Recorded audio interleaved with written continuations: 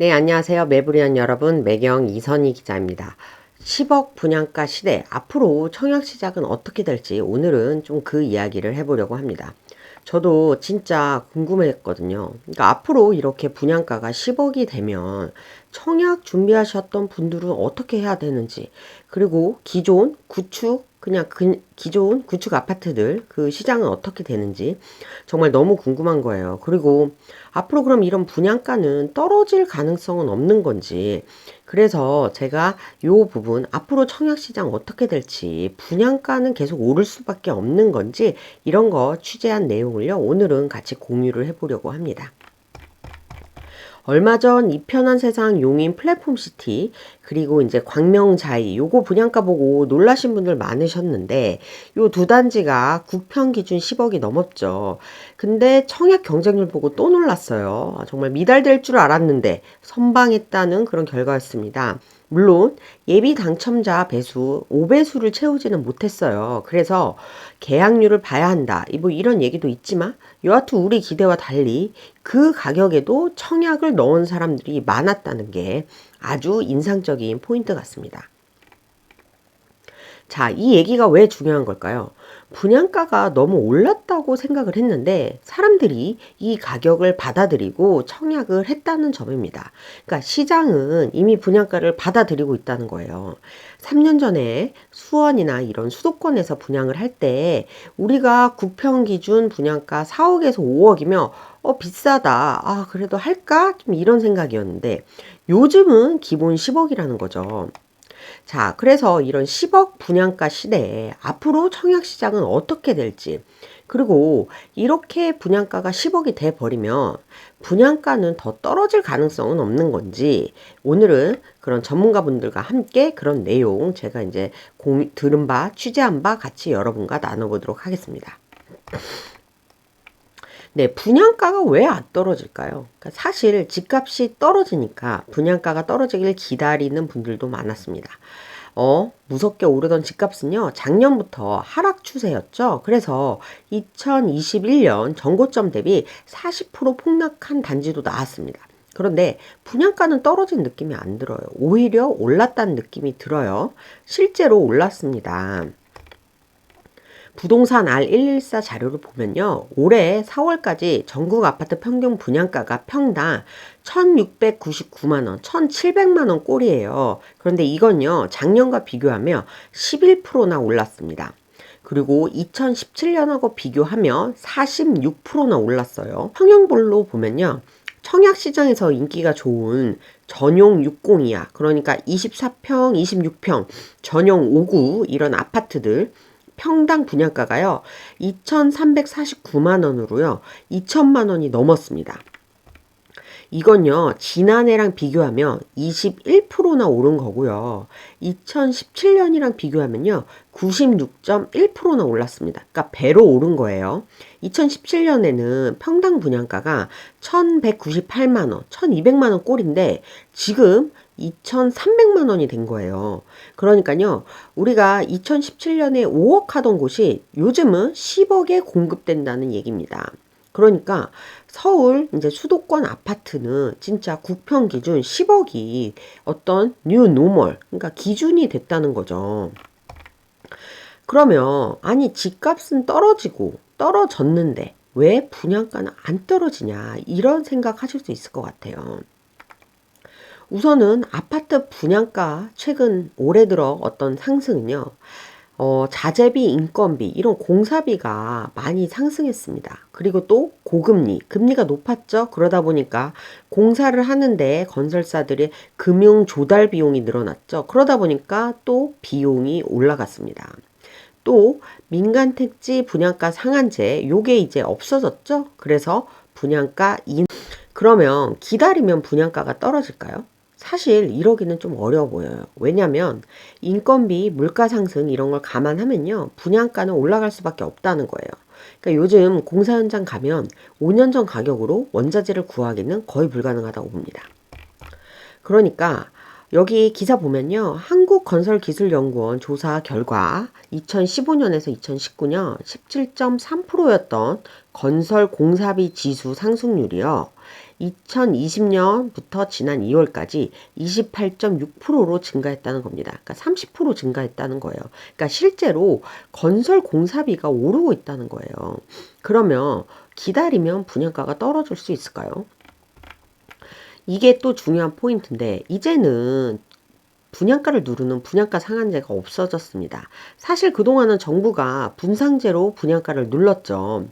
이거는 저희가 건설업계에서 한 20년째 몸담고 계신 전문가분에게 들은 건데 그동안은 이제 옆 구축 시세가 평당 5천이어도 정부가 분양가를 누르니까 분양가가 2,500으로 나올 수 있었다는 거예요. 그래서 이게 로또 청약이 되는 거죠.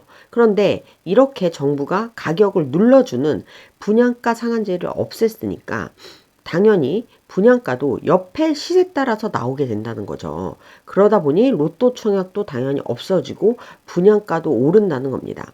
분상제 시절에는 정부가 분양가가 아파트 상승을 이끌기 때문에 분양가를 누르자고 해서 누른 건데 요즘 이제 정부는 집값이 떨어지니까 분양가 상한제를 걷었죠. 그러니까 분양가를 누르는 장치가 없어졌으니까 오히려 더 분양가가 오를 수밖에 없다는 겁니다.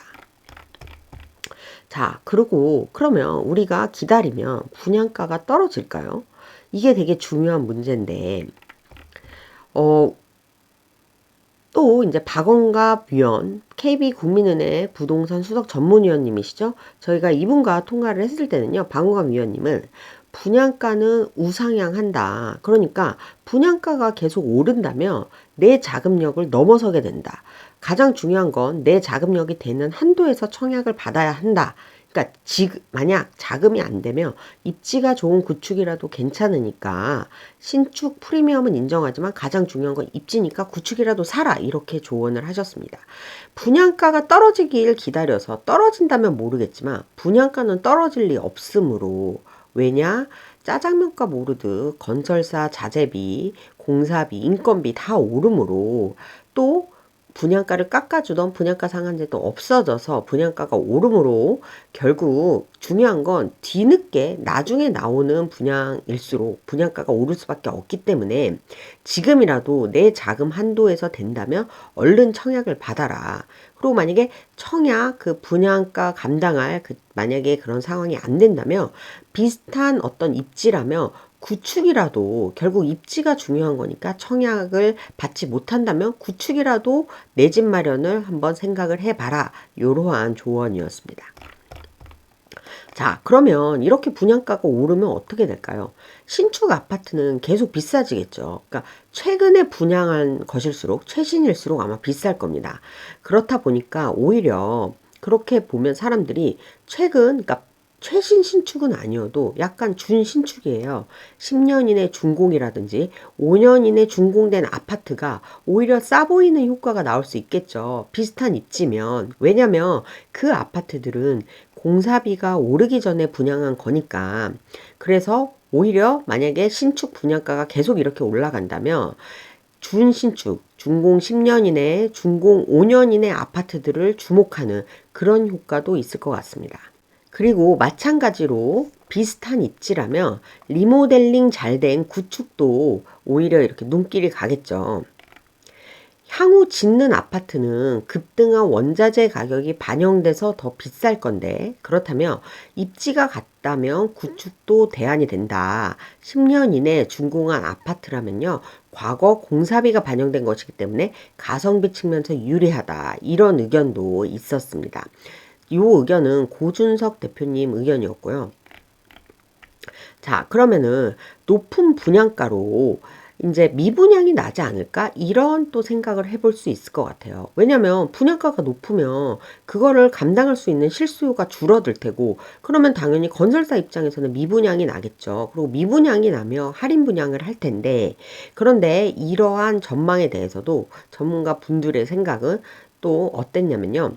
우선 높은 분양가로 청약시장이 양극화될 것이다. 이렇게 봤습니다. 그러니까 건설사가 손해보고 분양을 하지는 않을 거예요.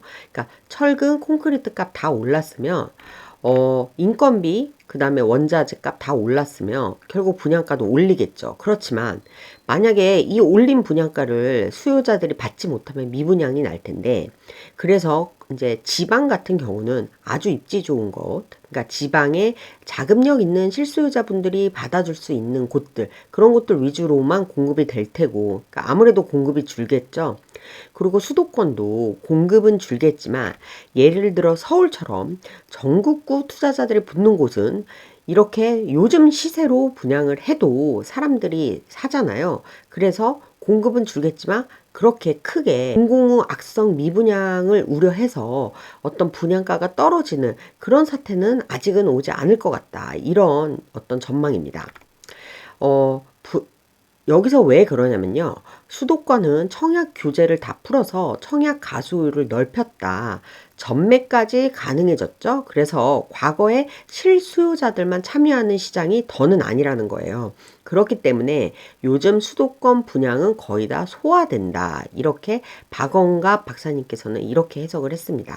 그러니까 지금 수도권 같은 경우는 청약 규제를 풀었잖아요. 그래서 전국구에서 투자 수요로도 많이들 청약을 하십니다. 둔촌주공 무순위 청약에서 다 완판됐잖아요. 그런 것처럼 이렇게 청약의 수요 자체를 넓혀놨기 때문에 이런 또 미분양으로 인한 리스크가 좀 줄어들어서 미분양이 나고 준공은 또 미분양으로 이어져야 할인 분양도 되고 분양가가 떨어질 텐데 지금 그런 국면으로 가지 않고 있다는 거죠. 마지막 효과는요. 분양가가 이렇게 오르면 신축 품귀 현상이 더 심해진다는 겁니다.